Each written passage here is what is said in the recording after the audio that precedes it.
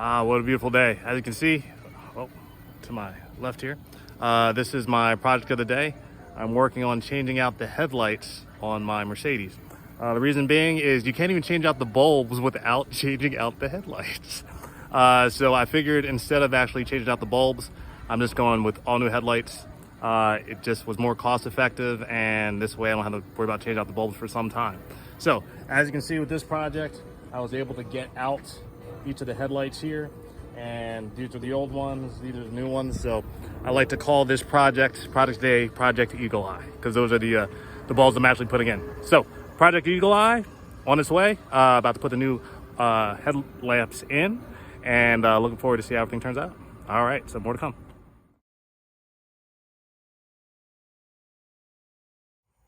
Welcome back.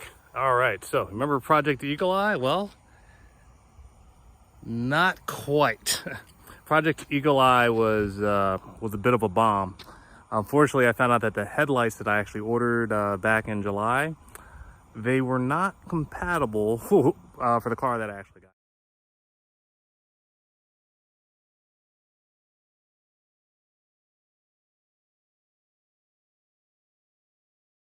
Now, the lights were of the same size.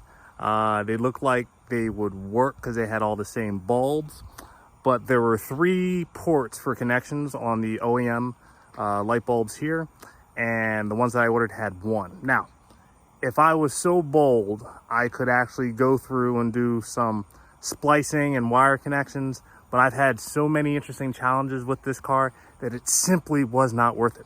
Now, the issue particularly was with this front left headlight. Now, the front left headlight had the low beam out, and it actually takes a very high-end halogen bulb. This one. So I thought that would actually have been the issue. Most likely that probably wasn't the issue, but I ended up buying a couple extra bulbs anyway.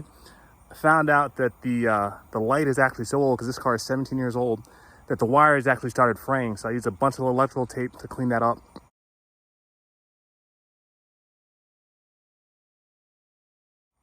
And I didn't switch, actually I did switch the bulbs out, got everything working, so I assumed that wasn't the issue, but this was the old bulb I had in there, but don't plan on taking it back. But got a pair of headlights that I can't actually use, and I essentially got some bulbs, or 1 extra bulb that I didn't really need. So a little bit of damage done there, but man, I'm looking forward to certain vehicle projects. The ones in question were a little bit high priority, which I had to knock out. But this one took me so much longer than the power issue on the FX50. I think I was out here for a good 8 hours getting the headlight lamps out, changing out the bulbs, and then figuring out how to get them back in there and then getting them aligned.